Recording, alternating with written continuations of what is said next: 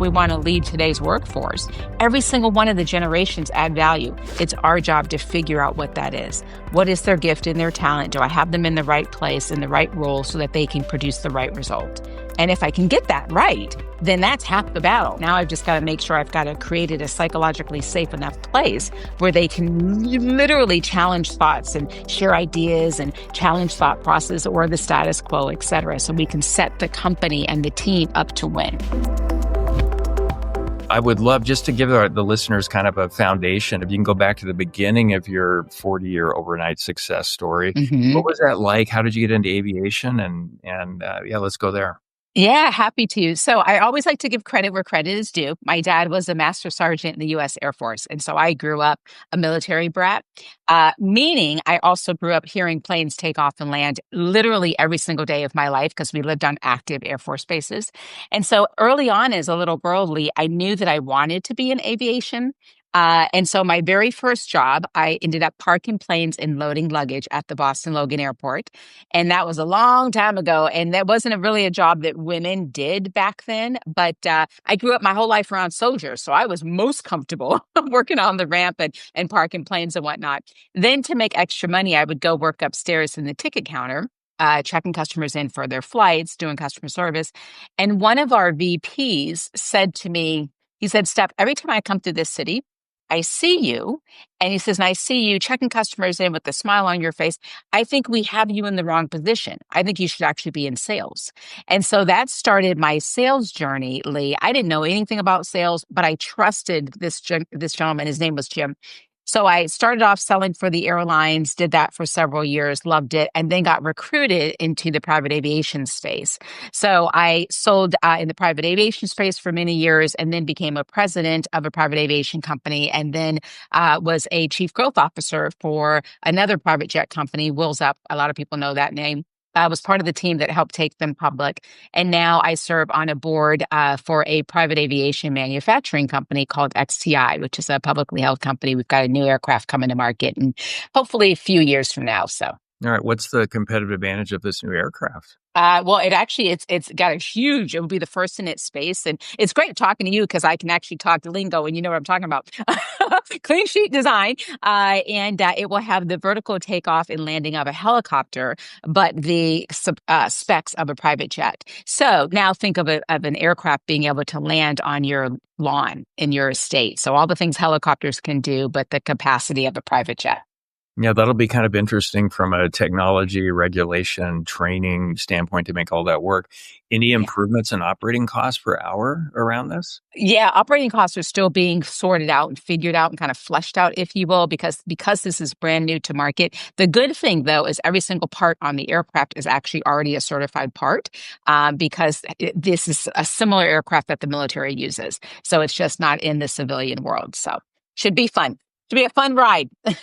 Well, when I grew up as a kid, one of the cartoons was the Jetsons, and by now we were supposed to all be flying in these things. So thank you for moving it in that direction. That's right. That's exactly what I think of too when I think of this particular aircraft. It's called the Tri-Fan 600. So we're pretty excited about it, but we're a long ways out. You know, as you know, trying to get aircraft certified is not an easy process, but it's an exciting time for aviation in general with the eVTOLs, the electric vehicles, and the drones, and of course our arena, which is not electric. It's going to be using fuel, but still different capacity. So it's going to be fun.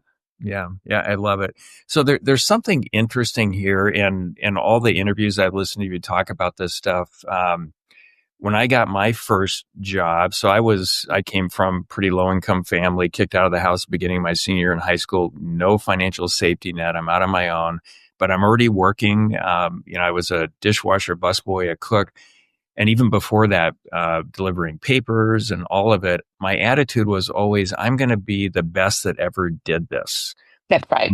And I'm going to show up with an amazing attitude. And in doing that, it's crazy how many more opportunities I was exposed to, even with my own businesses, because that's how I showed up every day.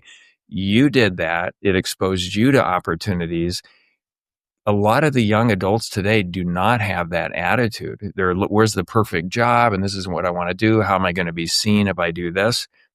I just love working with people and creating value. And it doesn't matter what it is, as long as we're not harming somebody with our products or services.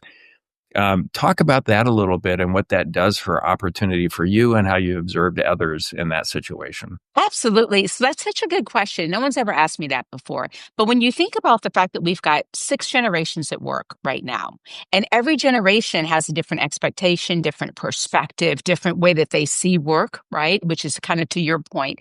And so, yes, the thing that I would say for anyone is and this is where the benefit of growing up a military kid came in my favor because arguably we could say that we've got the best armed forces in the world, right? The men and women who serve in our military are amazing. So as a little girl, I grew up seeing excellence. Right. You don't see sloppy, out of shape soldiers, right? It's just like not something you see. So as a little kid, I would see, they've got their pants are creased and shirts, perfectly ironed, not a hair out of place. As a little girl waiting at the bus stop to go, to go to school, I'm watching them run and do all kind of stuff. They've done more stuff by 6 a.m. than most of us do all day. Right. And so now all of a sudden what that meant is I saw excellence.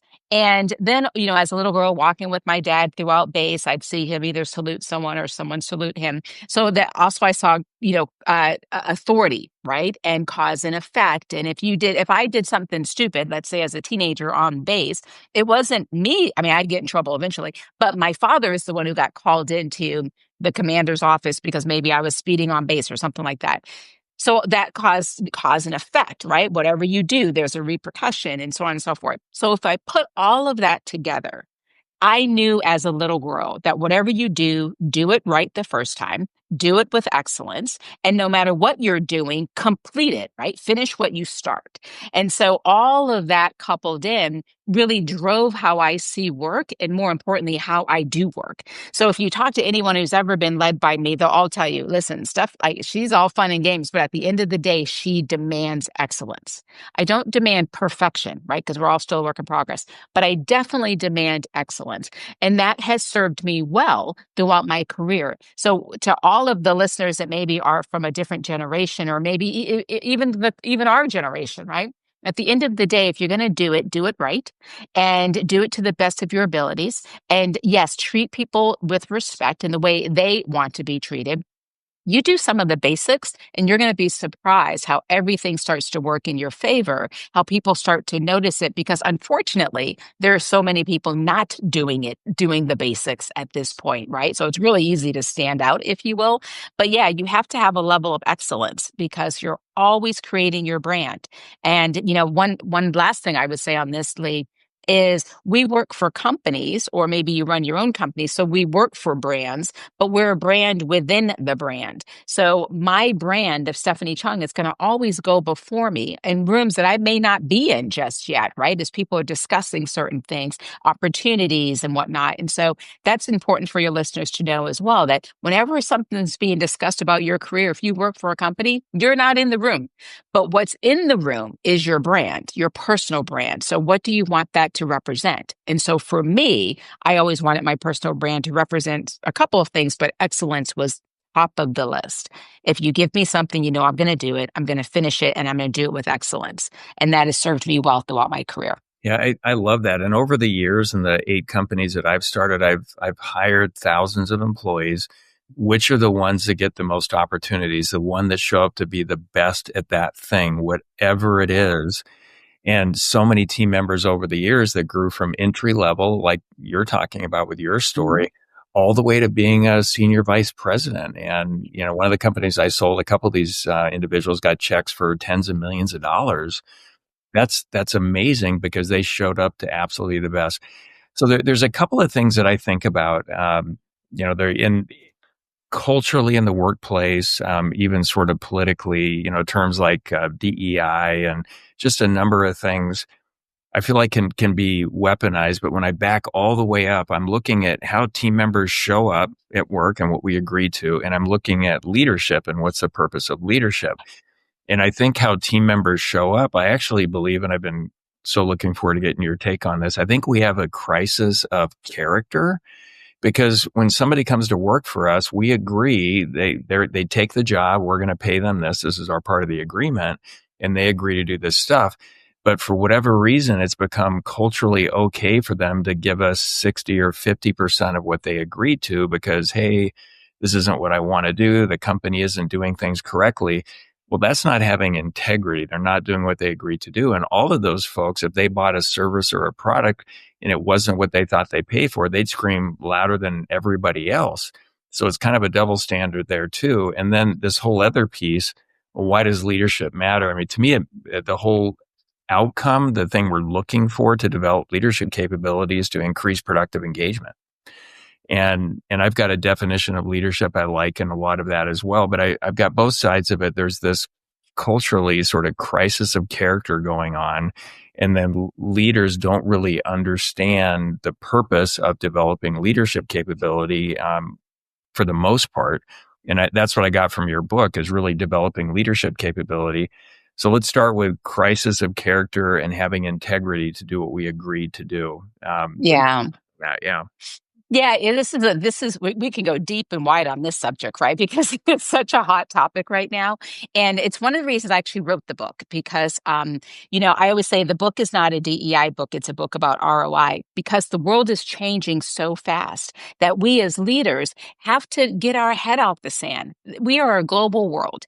And if we think of just today's modern workforce, right? Like we've got 6 generations at work. So every single generation thinks differently. A boomer, it cannot be led the same way you would lead a Zoomer. They're just so incredibly different. We've got women as the majority of the workplace. A majority of the population. Thus, that impacts the workplace because we women, we see things differently. We communicate differently. Then you have LGBTQ plus community. You have people with neurodiversity. You've got, different able-bodied folks. And then, yes, to your point, we've got all the ethnic demographics changing as well. So you may be leading someone who comes from a different culture. Maybe they have a different worldview as you. And so everything about leadership is just being shaken up. Right. And not just leadership, but the workforce is being shaken up as well. And so none of us, no matter who you are, none of us come into this where we understand everybody, right? No one gets everyone. And so we as leaders are being really challenged to figure out how am I going to lead someone that I may not have anything in common with, right? Once upon a time, you and I may be similar in agely, that once upon a time when you hired people, you literally hired folks who did think like you, had the same background as you, and worked exactly like you, right? That's how management and leadership used to be. You would hire for sameness. But now with, everything with innovation and whatnot, if you hire for sameness, you're basically hiring a losing team, right? Because you want the diversity of thought, communication style, the way they see the world a little bit different. You want a healthy discussion about how can we do this better. But if everybody's programmed to actually think the same and everything is the same for them, that's just going to give you a competitive disadvantage versus a competitive advantage. So I see it a couple different ways. One, if I look at it from an employee perspective, then yes, everyone has to realize it's a pretty competitive world out there, right? You've got to show up and give back to what we talked about. You've got to give excellence. You've got to constantly be learning, constantly be growing, constantly not waiting for the company to spoon feed you stuff, but also you take ownership of your own learning. It's a competitive market out there. And the best are the ones who are going to get hired, right? And promoted and so on and so forth. So that's the employee side. If we look at the leadership side, we can't swipe left either. We've got to pay attention as well, because at the end of the day, I want to make sure as a leader, I've got a lot of different responsibilities. So, and then let's just talk about the challenges for a minute. So as a leader, I do have to care about everything that's going on in the world, especially if I have a global company. So the wars and rumors and wars, I have to zone in and pay attention. Then there's, tariffs, we'll say right now. So I have to pay attention. And then we've got all the different things about geopolitical situations. So all the things that we normally didn't have to care about as leaders, we now have to care about because it impacts either our people or our product or our process, or et cetera. Then on top of that, as leaders, we then also have to, how do I attract, top talent? How do I retain top talent? How do I make sure my people are happy? How do I make sure my board's happy? How do I make sure my stockholders are happy? There's just such a heaviness that leaders are having to carry. So it's not for the faint at heart by any stretch. But when I wrote the book, I really wanted to encourage leaders because I know it's hard. I'm out there in the trenches too. But I also don't want us to be full of excuses that, oh, I'll do it later because I've got so much going on. It's like, well, you can't, that's not an option for you, right? You have to literally get this people part of the process figured out because every single company everywhere will say our people are our biggest value and our biggest asset. Well, really, are they? Because, people are messy, right? And so that means as leaders, we're going to have to dig deep and figure out how do I grow as a leader so that I can actually meet people where they're at. It's easier said than done. And it's even harder if where you're at, I've never been. Right? Like I just don't have that in common with you. So how do I lead people that I literally may have nothing other than the fact that we both work here? I may have nothing in common with them. So how do I do it? So the book Ally Leadership, Ally is actually an acronym, Lee, and the acronym stands for you have to be a leader who asks, listens, learns, and you take action. I don't want to make this hard for leaders. Just start asking questions you don't know the answer to. Because a lot of times we leaders lead, we're asking questions we absolutely know the answer to, right? But, really from a leadership perspective, if we want to lead today's workforce, every single one of the generations add value. Some we may not understand. Some may want to make us want to pull our hair out because we're like, what do you, like, I don't get this, right? But at the end of the day, every single person, every generation adds value. It's our job to figure out what that is. What is their gift and their talent? Do I have them in the right place, in the right role so that they can produce the right result? That's my job. I'm the leader. And if I can get that right, then that's half the battle, right? Now I've just got to make sure I've got to create a psychologically safe enough place where they can literally challenge thoughts and share ideas and challenge thought process or the status quo, et cetera. So we can set the company and the team up to win. Yeah, love all of that. It can be difficult listening to conversations like this, I think, for our listeners because, hey, just do these 4 things with these 300 nuances and go operationalize it across your entire company. It's like, what? Like how am I supposed to do that? Couple of things you said. So my experience when I see leaders that hire people that look and think and kind of act like they do, it's not intentional. It's just they're comfortable with it. They haven't grown as a leader to figure it out. And I've always thought, for me, it's about diversity of thought, capability, and perspective. And I'm hiring a team to create value. That's all I'm thinking about it. They're all from Mars and have little antennas and we can create the most value for our customers. That's what I'm going to do. But it's always worked out to where, interestingly, there's quite a diversity of look. I mean, it just works out that way when you're looking for those 3 things. Hiring only for diversity of look, I think, goes down a pretty dangerous path for sure. But perspective, thought, and capability. Very short story, I had a 3-star general come in a long time ago, still had my larger aviation business, and we wanted his insights on basically providing value to the military by saving operating costs. And the year before I sold the company, we saved over $100 million over our customers' next best value alternative. Our mission was safely reducing aircraft operating costs. Hundreds of millions of flight hours, never one in-service failure that caused an aircraft. I mean, we were just so Nice. accomplishing the mission. But we go to lunch after a tour of the facility, and he's got this look on his face that's just very perplexing. And he asked me, so what is your affirmative action program? So I don't understand. Why are you asking that? He goes, I've just never seen such a diverse group like that. How did you do it? And I said, well, here it is. We look for the diversity of thought and capability and perspective, the best people we can find to create this collective value as a company. And that's what you see. There's no quotas on anything other than how do we find the best. So I think I love that. That's the healthy way to run at it, in my opinion. And I think there's a lot of weaponized, unfortunate ways to run at it, whether it's political leaders or mainstream media weaponizing division, monetizing division, essentially. Yes. That's so good. That's so good, Lee. And it's funny, as you were talking, I actually wrote myself a note because something we don't talk about is, you're right. A lot of times, people, if they're not clear on what exactly diversity is, right, then they will, their default will be to just hire people who all look different.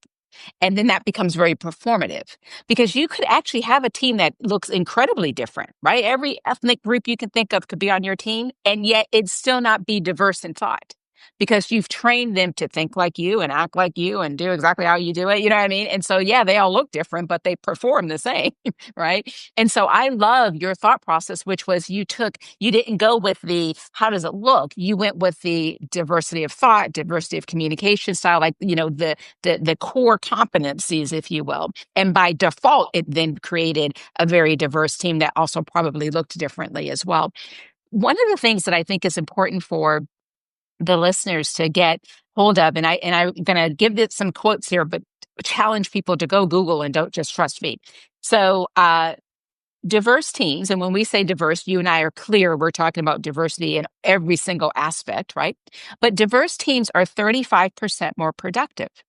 Diverse teams are 70% more likely to capture new markets. And diverse teams are 36% more profitable. Don't trust me. Go look it up. You'll find Harvard, you'll find Deloitte, you'll find McKinsey, you'll find more studies than you can shake a stick at that will just confirm how much more effective diverse teams are. Now, with that said, that's the easy part, right? If you then start to think of yourself as a leader, the challenge that you now have is because hiring diverse people are easy, right? But making sure you create a culture, which yours did, a culture where people feel like they belong, that's hard. And it starts with the leader. And so we as leaders have to realize that, well, where's my ability to go into a situation and be completely okay with it doesn't matter how else, nobody cares how I see the world, right? Because their world's different. And so one easy way, because I don't want to make this too abstract for the listeners, one easy way and you've read my book, I keep it very simple. Here's some tactics that you can do because I don't want people to make this hard. But something that my husband and I did a few months ago, and I always bring this up because it was something super simple. I too have to practice what I preach, right? I've got to make it a concerted effort to always put myself in a predicament where I'm not, everyone doesn't look like me and think like me and have my same background. So on a Sunday, I realized that I live in Dallas. So in Dallas, there's a Thai community where Thai monk Buddhist community. Now, completely opposite of me, right? I've never been exposed, I love Thai food, but that's the extent of it. I've never been into a Buddhist temple. I've never hung out with monks. I've never done any of this stuff. And so on Sundays here in Dallas, between 9 and 3, you can go into their community. And what will happen is they make all kind of food that you can buy, really inexpensive. They open up the temple that you can go and look at and visit. They have beautiful botanical gardens. And so people who are not from the community will go there on Sunday and buy food, and all the proceeds from the food that we buy, all the money goes back to helping their community, right? Because monks, they'll do a lot with nonprofits and just making sure that everybody in their community is all set, feed the poor, so on and so forth. That's a great thing, right? This is a situation where everybody wins. And so my husband and I decided, well, let's go there. Let's go check it out. So I put myself in a predicament where I don't know everybody. I don't know anybody. I don't know the custom, the culture. I know nothing. And had a beautiful time because now I'm eating some delicious, authentic Thai food. I'm sitting there watching the monks, hearing their story. They had a show that they also put on. You're in the botanical gardens. There's other people who have the same mindset as me, right? We want to expose ourselves and put ourselves in a position where we're learning and we're expanding our mind. And so by default, you're talking to other people in the Dallas community. It was just a wonderful couple of hours. Now, why I say that is every single listener can do something like that.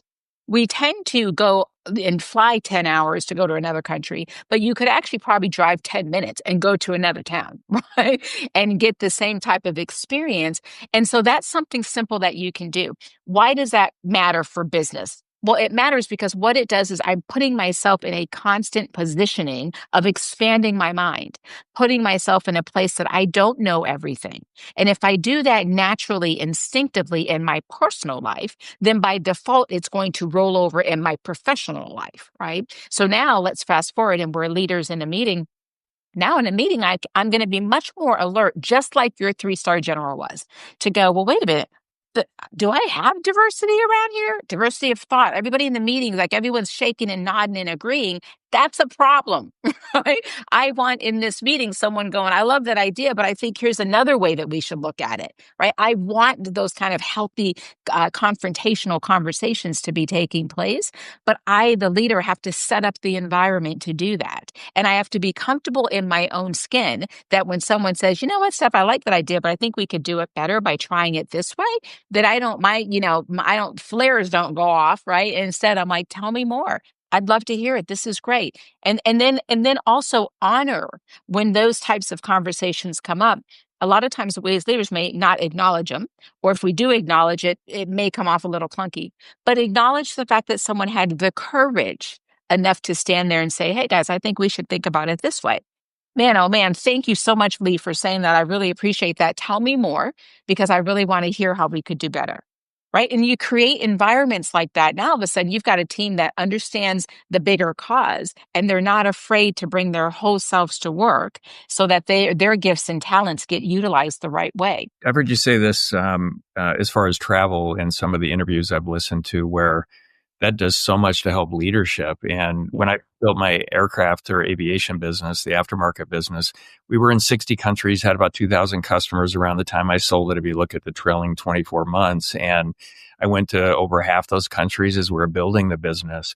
And that is, that's a huge leg up for leadership capability building if you're a student of it, right? Yes. And I think if you're going to be a leader, you should probably be pretty passionate about what it means to be a leader, the business that you're in, the role you have within the organization, because without that passion, it's not going to work. So I love your thought of you can go experience like many cultural experiences by going to this community you just talked about and so many others.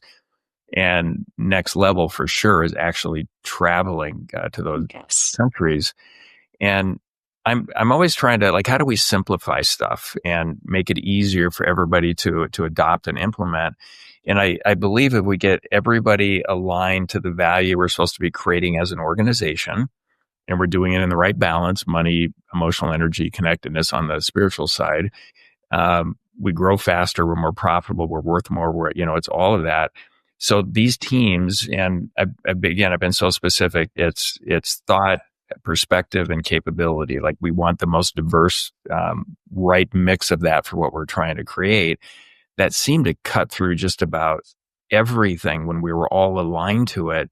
And so I think order matters. And this kind of gets to the question, and I've heard you say this too, that so few employees understand how their business works. And so I think every leader should have a clear understanding of the business model. So when they're making decisions, they can see the target. There's not a blindfold with here's your bow and arrow, try to hit it after we spin you around 3 times. So talk about the importance of that, because if we don't get that right, all the rest of this stuff doesn't matter. Doesn't matter. Yeah. Yes, Lee. Oh, you're preaching my language, my friend. So here's the thing that I would tell leaders, keeping it simple, right? I'm the queen of simplicity. So first thing is, I want your leaders and your listeners today, right? You're done listening to this podcast, go find 5 people individually in your company and ask them the following 3 questions. What business are we in? How does the business make money? How does what you do help the business win? Just ask those 3 questions. If you find 5 people and individually ask those 3 questions, most likely you're going to get a whole lot of different answers. And that's not a bad thing, leaders. That just shows you where your gap is. And now you have to fill that gap, because misalignment is really, really, really expensive. So you must get the team all walking in the same beat, to the same drummer, to the same song. We're going to the same destination, right? And so by asking those 3 questions, at least it gives you an understanding as to where's your starting line. The second thing, one of the things that I used to do a lot is do walk-a-miles in my company. So anytime I was running a company or even running a department, is have it where everybody in the company, I wanted to make sure that the left hand knew what the right hand was doing. And so what that meant for me was that everybody had to do a walk-a-mile. So you and I come from aviation. I'll use pilots as an example. Whenever you, for most people that may not realize, whenever you're running an aviation company, your largest workforce is usually the pilot or the crew force. And so for me, what I would started to have the team do is whenever the pilots were in town for training. Now they're getting trained all the time on aircraft stuff, but I told the chief pilots and all that is like, I want the pilots in the office in the headquarters, and I want them to do walk-a-miles with all the other departments. So yes, I definitely, for safety reasons, want you to be able to, fly the aircraft and get all your recurring training and all the stuff that's needed there. But I also, equally as important, you're an important part of this organization. I want you to understand how this organization runs, so that what does it take in order for us to get a customer to be able to get on a plane for you then to be able to fly them. There's a gazillion steps up into that point, right? And so I want you to have a good understanding of that.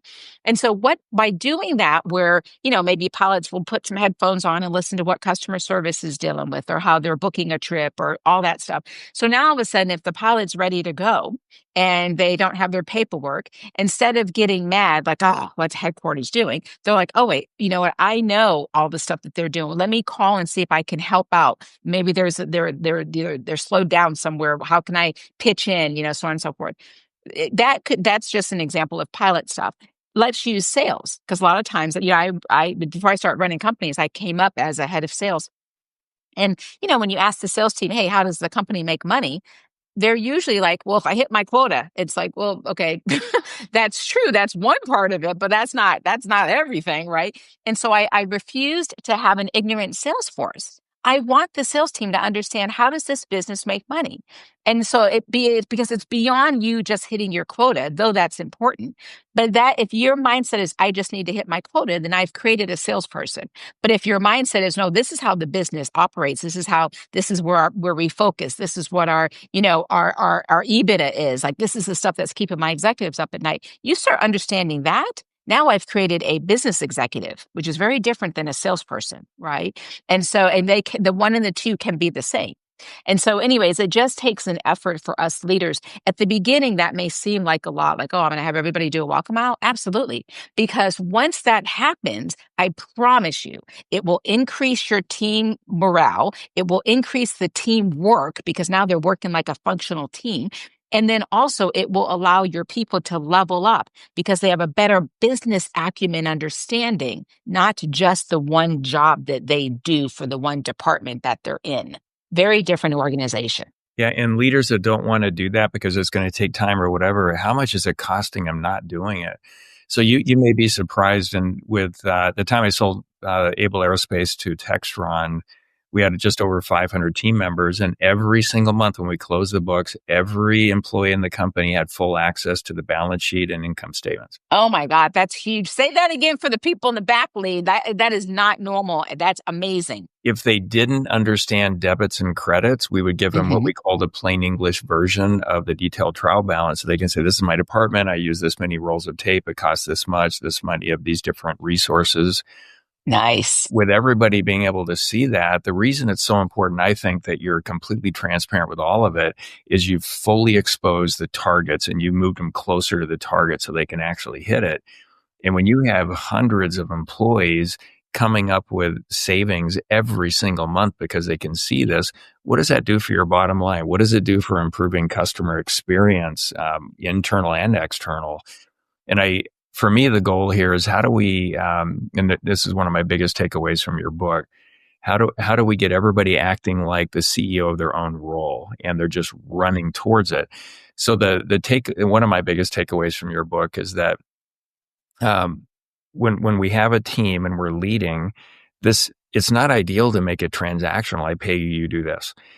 We're all together on this developmental journey, working together. They're on the bus. We're developing them. If we decide we don't want to develop them, because that means they shouldn't be on the bus, and then let's help them find another job with dignity.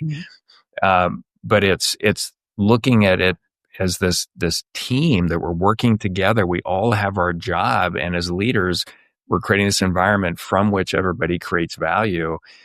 And that's a big takeaway from the book for me. And I want to say at least 80% of leaders completely miss that. What's your experience? Oh man, thank you. I'm glad that that was your takeaway because that was really a big message I was trying to convey is because if you can create that type of environment, because you've sold companies and your folks have, gotten a huge benefit because of they were part of the team and they helped build it and help make it sellable, right? To your point. And so if leaders, you're right, if leaders who say like, I just don't have the time, then I really question if you should be a leader because leadership is a big responsibility. And I personally, I'm a woman of faith. And so I always say that I feel like one day I'm going to stand in front of my creator and really have to be ready to defend or explain or whatever what I did with his most prized possession, which is people. Right. And so you've given me the ability to have, leadership over these folks. And so I don't take it lightly at all. And I know that part of my job is to make sure that I'm pulling out their gifts and talents so I can develop them to the next level while they're in my jurisdiction. And we move them, on to whatever their next calling is. And so that's how I see it. And so I don't take the whole leadership thing lightly. Now, with that said, if you have that kind of stance, then you realize that, okay, I now have a responsibility and how can I make this simple? And so in the book, I try to do a lot of different things that just show people how you can simply do it, right? And I agree with you. It is not as complicated as we let it to be. It does take time on the front end, but once you get it going on the front end, then the whole thing just moves without you in such a powerful way. And the team also starts to function like a team and they don't really need you as much, right? They need you for the big stuff. But other than that, the team starts to function really well. And so I'll give you an example. When I used to oversee sales teams, and I'd ask the team, how does the team make money? And they're like, oh, we got to hit our quota and that's how we do it. And then I would go, okay, now what that means to me, because that's not the correct answer. That's a part of the answer, but that's not the full answer. So I would have them spend time with finance because any department can tell, like the department that knows how we make money is finance, right? And they also know how we spend money. And so spending time with finance, and usually if you think of any normal organization, sales and marketing tends to have a little natural tension. Sales and finance definitely tends to have a natural tension, right? But if you can get those two teams on the same page, and usually their tension is not because of anything other than it's a misunderstanding or misalignment, right? But what I found is whenever I would have the salespeople sit down with finance, and then finance explained to them, yes, you may think that if you sell this aircraft, we get a 20% margin, but that's not really true. That 20% margin now has to go to pay for this and do this and do this. And so now they're explaining it to the salesperson, and the salesperson now realizes like, oh my gosh, okay, you're right. But when it's all said and done, we're lucky if we got a 5 or 7% margin, right? So it's not the 20%. So when I come to finance and say, can I give them a 10% discount? And finance is like, no, right? Now you understand why they're saying that. If you equip your salespeople in that normal capacity, which is what you did when you showed transparency, now all of a sudden you've got a salesperson when they're out with the customer or prospect and the customer asks for a 10% discount or something, crazy. They're less likely to go, yeah, let me go back to my team. They're more likely to shut it down right then and there, right? And then talk about the value and the value proposition or why, they're not going to be able to do that. Or maybe, if your budget is a focus, let's figure out what we can take off this proposal, take off the plate so that we can get it more in line with what is feasible for you, Mr. Prospect. All the different things. Now they're empowered to be able to have a different conversation because they understand how the business actually makes money and they understand the business that they're in. And so now you've equipped them. And so that releases some of the natural tension that sales and finance may have. Why? Because sales is no longer going back to finance going, can I get 10%? Finance says no. And then they complain the whole time. Sales is like, I can't believe it. Finance is the, sales prevention department, right? Blah, blah, blah, blah, blah. So all that can be avoided just by making sure that the left hand knows what the right hand's doing, that everybody is united in the one cause as to why we as a business exist. And then, here's your role based on your gift, your talent, and how you help the company win. And more importantly, how the company also sets you up to win as well. It's not, I'm on this tangent, but it's really not as hard as we've made it. It really isn't. It really comes down, though, Lee, to, as I'm sure you would agree, it comes down to communication. It comes down to communication and being a leader who's okay saying, I don't know everything. Once upon a time, leadership was like everybody comes to the leader because the leader's the only one that knew everything. That should not be the case anymore. Now, what I like to have happen is whenever I, had to lead teams, and let's say the board's like, okay, we approved this, and now, Steph, your quota is $1 billion this year. Okay, got it. So now I'm going to sit down with the team and go, hey guys, listen, we just finished a board meeting. Here's what our new numbers look like for next year, and I could really use your help on how we're going to accomplish that. I'd love to hear your thoughts and your ideas. They have them. Listen to them. Yeah, we want to get the best output from that meeting with all the brains in the room, and that's kind of our job, is to organize it that way. Yeah. And we don't know everything. I would even add a couple of things to what you're saying there. Agree with 100% of it. With my global sales team, and when I had the aerospace business, they knew gross margin, all of our core products. They understood the rules around when we do loss leaders, to help customers out. And beyond that, they had to be educated in what it meant to be successful for our customers. So they're having conversations about making them successful, which I believe that's part of what you were saying. So they understood all that. And then I go back to the finance piece. It's not finance. To me, it was never them explaining the numbers. It was helping every leader discover the 3, 4, 5, 6 numbers that were most meaningful to them, where they could improve cash flow, profitability, and all this stuff so we could grow. And we never had the tension. And I always thought customer service, operations, finance, sales, they're all at the hip, supply chain too, working together with tons of collaboration, unbelievable transparency. So there aren't silos. There isn't this friction, that typically goes on over there.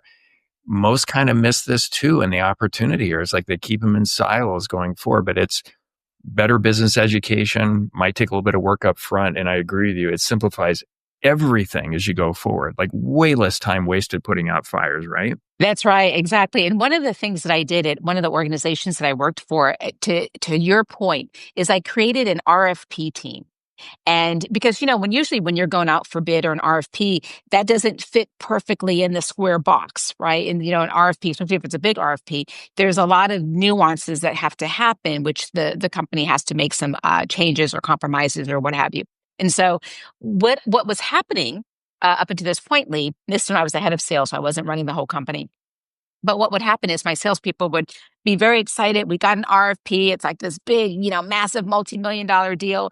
And then they come back and then operations are like, no, we can't do it that way. And finance, no, And so then, it just want. And so now this RFP becomes the burden of the salesperson trying to get it to close when they're trying to close it with the customer and deal with the opposition with, internally, because everybody wants it to fit a certain way. And that's not necessarily how RFPs work. So what I did is I said to my peers at the time I was in the C-suite, so I said to all my peers, I'm like, listen, going to create an RFP team. And our whole focus is the salesperson's job is to get us to the dance. But once we get there, this RFP team, we all fly in. And our job is to figure out how we make this deal work. Can it work? Does it make sense for it to work for the business? And so that means for you, my peers, I need your, right-hand person, somebody that you trust to have the authority while we're sitting in the middle of this negotiation to say yes or no, it can or can't be done. And so operations had to give me a person, I had a person from every single function. And what was great about that is that RFP team had 100% close rate. 100%. Because now up until that point, that wasn't the case, right? It's just so, so clunky and messy. And the reason why the RFP team had 100% close rate is if we're going into a big organization and we're talking big numbers, well, now we've got everybody at the table from our side of the house that can say yes or no, or to really understand why does the customer need it that way, right? Now we're talking expertise to expertise. And would it work if we did it this way instead? And all that stuff. And so when you come in with the team who is like, we're here to win, right? And we want to hear from you, what does winning look like to you, Mr. and Mrs. Customer? And then we're going to be able to sit there and have an honest dialogue about whether we can or can't, fluctuate in this particular area or whatnot. It was, not only was it great from a sheer numbers perspective, right? That particular team drove literally millions of additional revenue in, and we nicknamed them the RFP team within the organization. but also it helped the customer because now the customer has everybody they need sitting at the table who can think, to help them solve this problem. They're not asking for something out of the ordinary because they just feel like it. They're doing it because they have a problem. This is how their system works. And so now we've got the experts across the table to say, well, what if we fluctuate it and change it this way, or if we did this, or, whatever. It was a win-win for everybody. And one of the things I remember the CEO talking to me about it, he's like, what a great idea that, you had with this RFP team. And so he's thinking I was doing it for one reason. I said, no, I was actually doing it because I was tired of my salespeople coming to me saying, we've got this multi-million-dollar opportunity, bringing it into the organization and then getting their, the crap beat out of them because every department was like, no, we can't do it this way. No, we're not doing it this way. And so then the salesperson gets defeated and goes back, with their tail between their legs and kind of we have to pull out of this RFP. Well, no, it's easy to say no if you're standing there in the office. It's very easy different when you're standing in front of the client or the prospect and your expertise is across the table with their expertise. And now you have the ability to figure it out. So, it changed the whole thing as far as the company was concerned, because again, you had each of the departments working together, trying to figure out how do we win this for the organization and how do we help this prospect client win for their organization as well. It's something, again, if we think of just easy things that your listeners can do, create a team where if you're going for big, complicated deals that will change the trajectory of your business, then make sure you have not just the leaders at the table, make sure you have the people who understand how that function works, right? It may be a director, it may be a senior director, maybe a VP, whatever, but give them the understanding and the authorization to say yes or no. It's going to change your the whole game for you as far as the organization is concerned. But all of that comes back down to teamwork, communication, and everybody understanding what business we're in. How does the business make money? What is it that I do that helps contribute to the win? Yeah. And this is such an important point because it's way more common than most would think, where salespeople are treated very poorly. Operations, they get annoyed with them. They say no constantly, and then they get upset with sales. They didn't bring in enough sales. And so when I think back to aerospace, we did something very similar. We would even have cases where if we did this work, the highest possible price that we can bid and get the work, we would lose 10% if we did it. Then we bring engineering in. What can we do to design repairs, different approaches to doing it to create a 50% margin job at that? Yes. Like how can we? Our job is to figure out how to do it, and everybody understands the role. But what you're describing is so common, and it's definitely not value creating for an organization. If they just took your advice there, create the team to get to yes and solve for it, margin, everything, they'd be way ahead of the game. Yeah, and thank you for saying that because I think a lot of times, Fortune, I think it was maybe in Forbes or Fortune, one of the two, just interviewed me recently, and they asked me a question, and it kind of leads into what you and I are talking about. A lot of times people don't realize what sales, and, I'm going to take a moment just to, shout out to all the salespeople because it's a tough job. And so you're getting rejected out there all the time outside of the building. But then it should not be, but it typically is in most companies where you're also being rejected inside the building, right? Everybody, sales is one of those jobs that, people love to hate them and they don't really know exactly what they do, but they know they need them. And so, if you can get your salespeople, if you think about the role of sales is the only position in the organization, most likely, that their entire job is all about driving revenue. That's the job of sales, right? Your job is to bring in that money, to be the eyes and ears of the company, and to be the voice of the customer internally. That's the job of sales. So what we want to do is make sure that they're spending most of their time. Whenever I come in and consult with a company, or if I've taken over a company, very first thing I do, I'm observing the company for a while if I'm taking it over. So I'm not going to come in and start making a lot of changes. I don't even know the bathroom side at this point, right? So I'm going to spend time observing and paying attention. But what I can do right away is to start to figure out the process, because what tends to happen And I'd love to get your thoughts on this. What tends to happen is we tend to have salespeople spending a lot of their time on non-income producing activities. And so it's like, well, let's have sales run this report. Let's have sales, do this. Sales needs to give this information. And it's just like a lot of administrative stuff. But right. And you're laughing because you get it. So it's like salespeople usually, when I come into most companies, if I have the information researched, usually salespeople are spending about 40% of their time on sales and 60% on their time on all this administrative stuff that the rest of the organization has asked of sales. But if you can get sales down to, we're going to get rid of all this stuff that is not producing money, and we're going to have the one team that's supposed to produce money be spending 90% of their time producing money, right? Then that changes the entire organization. And so what I do at the very beginning is just to start getting things out the way for sales so that they can just 100% be focused in on driving the revenue. Now, the reason why I bring up the Fortune magazine or whatever, Fortune or Forbes, the reason why I bring it up is because the question that they asked me recently, and I've had this question a couple times on Top Tier Media, is, Steph, tell us your opinion, your thoughts about, everybody right now, most executives, Lee, is the big challenge is, how do I get my people to come back into the office, right? And so that is something that, is just a big divide in corporate America right now. And so whenever magazines ask me this, and I think they're all asking me this because I have a very strong opinion on it. Here's my opinion. When I led sales teams, before I led companies, I was always leading sales teams. The group, Lee, that's not talking about get the people back in the office. How do we get them back in the office? The group that's not talking about that? Heads of sales. Because heads of sales have never had a team that worked in the office. All of our people are remote. That's part of the job, right? Sales teams are never working from the office. They all work from there, remotely. And so that's just how it's been. And yet we are expected to lead these folks. So it's nothing new for heads of sales to have a team that's not in the office. And yet, oh, shocker, you still got to figure out how to lead them and develop them. That's what they do every single day. So all the other leaders are complaining about, how do we get them in the office? And, they need to be in the office. I feel like they're not productive if they're not in the office. It's like, okay, well, I challenge leaders on that all the time, because what I want them to realize is, as a head of sales, I've never had teams that were located in the office. And yet, if you think about us as a C-suite, we count on the salespeople to drive the top line revenue.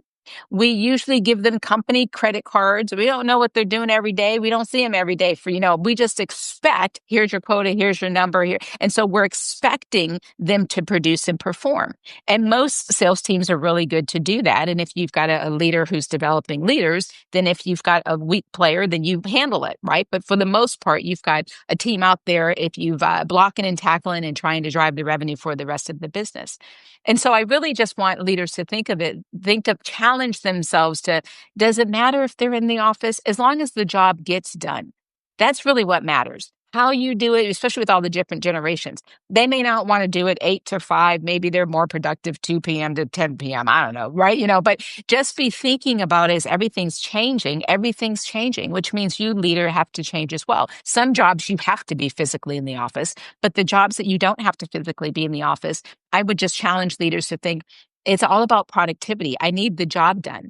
And what we all assume is that they're not working all the hours. But we all know that there are seasons that you may work, 10-hour days. There are seasons you may work 6-hour days, right? Nobody's complaining when you're working a 10-hour day. Everybody seems to just assume you're working only a 6-hour day, right?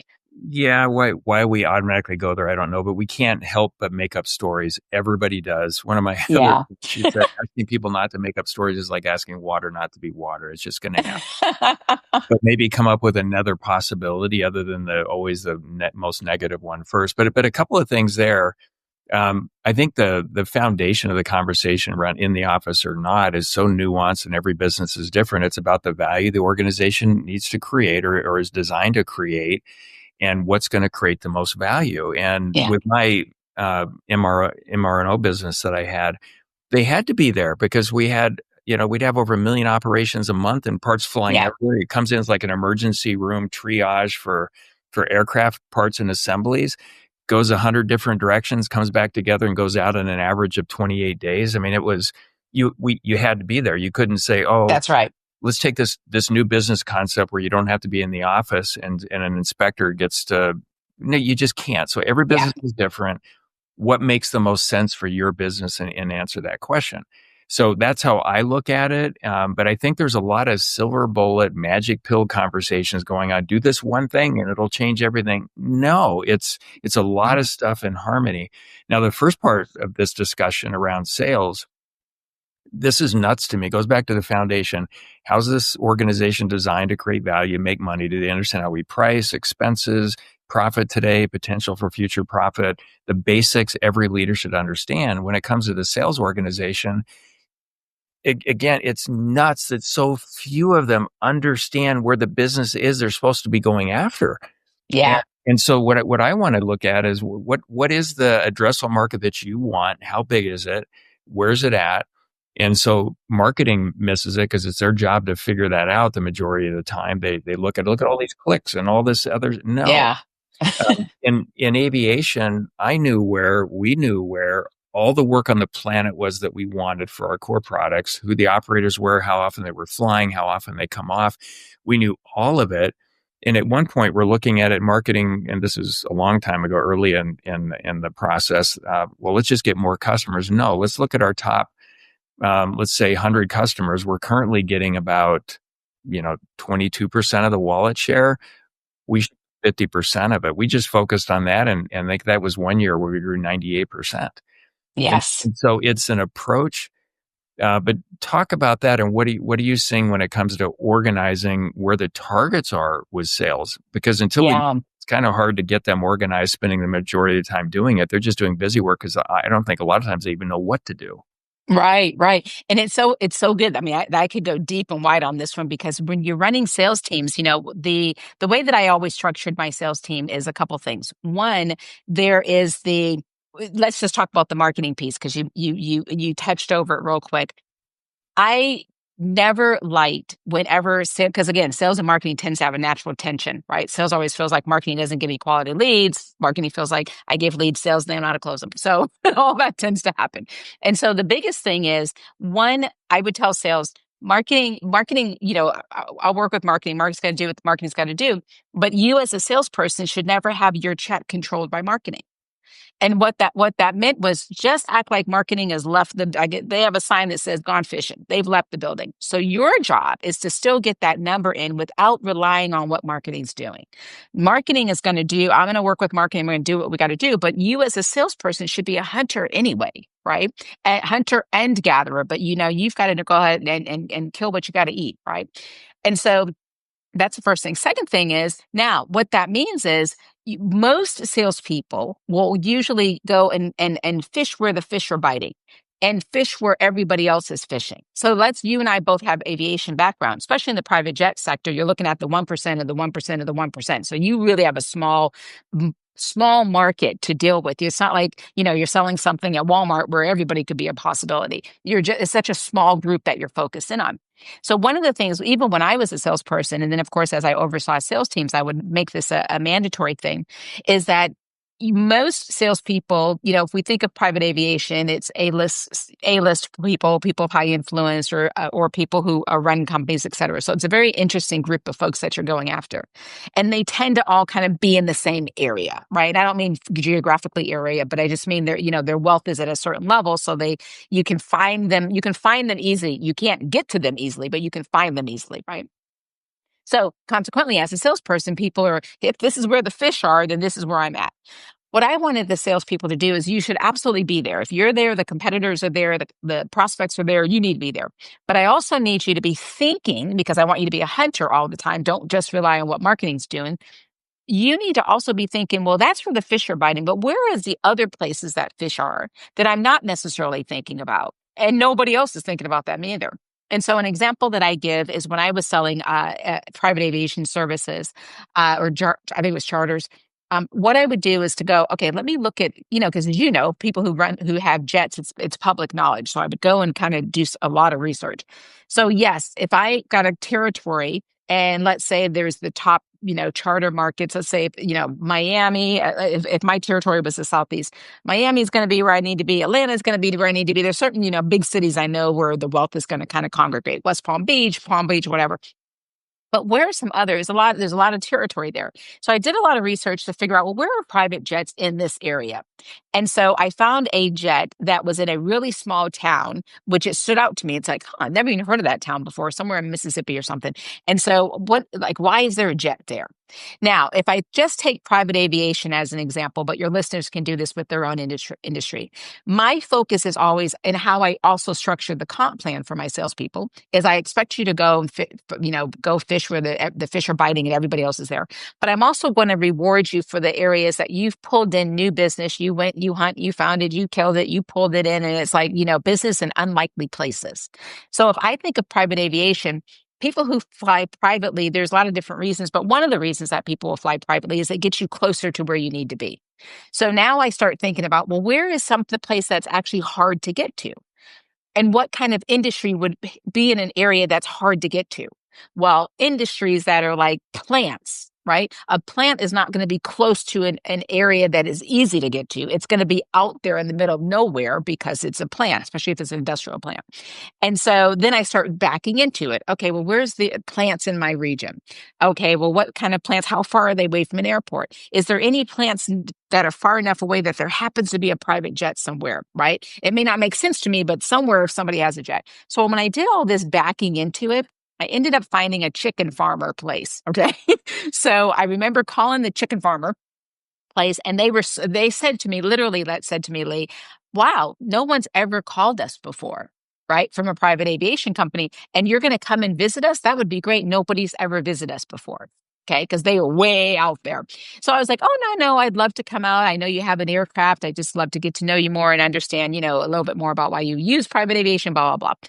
So I take a plane and a train. Like once I got there, Lee, in full transparency, I see why nobody else had gone there. I was like, oh my God, right? It's going to take me all day to get there. And it's just the next state over.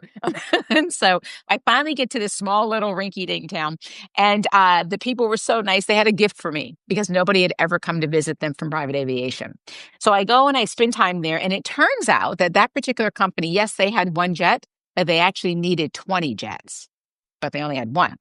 And so what would happen is that they, for their board meetings, or they did this whole customer duck hunting thing, all these different things that they did needed private aviation, so that they would just go and charter them here and there whenever they needed them. Now, that company ended up being not just my number one customer, but the company's number one customer, because I was able to secure them. So I say all that to say, you've got to train your salespeople to not just naturally go where everybody else is going. You've got to also train them to, I want to make sure that what percentage of your business is you getting business in unlikely places. I'm trying to train you to think differently, right? I don't need you to, if everybody else is going to Hollywood for private aviation for A-list celebrities, you don't need a whole lot of thinking there, right? But yes, you have to compete. You got to figure out how you're going to stand out and so on and so forth. But I want you to think differently. Right. And I'm going to compensate you for that as well, because that way, when your markets are up and down, some markets are going to be, you're watching some areas. If there's a strike in Hollywood, ain't nobody going nowhere. Okay. So, but chicken farmers are still working, you know what I mean? So you want to be able to create a salesperson that has a business acumen to understand the business and understand, like, okay, we're trusting them with their territory. And within that piece of real estate, I expect you to know every single opportunity, and not just the typical ones, but also, how do I drive new business? Now, here's what happened with that, Lee, is then, because I did it as a salesperson, now all of a sudden I'm running sales teams and I'm challenging them to do that. We, in the private jet industry, the team that I was overseeing, we ended up having chicken farmers as a top customer, worm distributors. Who knew that was a thing, right? Llama, farms, because high-end designers like llama fur. It was challenging them to think differently. And when you think of private jets, you don't think of any of that. You think of A-list celebrities, sports people, athletes, like you think a certain way. But what I was doing was having us, because once we got that business, it was hard to take it away from us because nobody else was even thinking about that from a competitive perspective, Yeah, love all of that.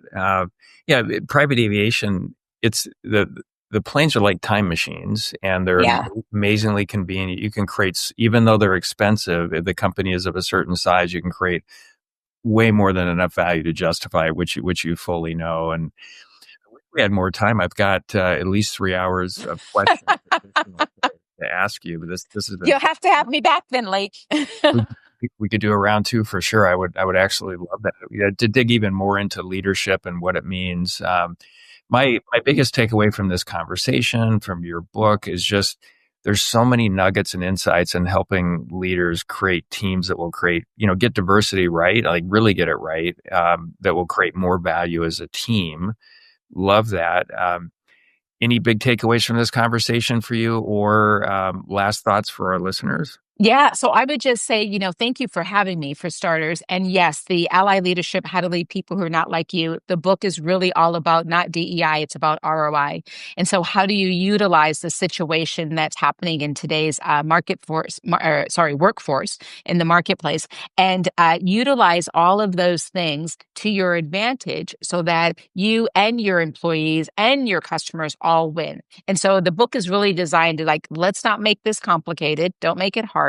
Here's a step-by-step way to do it. And you saw this in the book. Ally Leadership is the framework, but the system that I've used to take teams that, were defunct and, help them produce $1 billion is called the EARN system.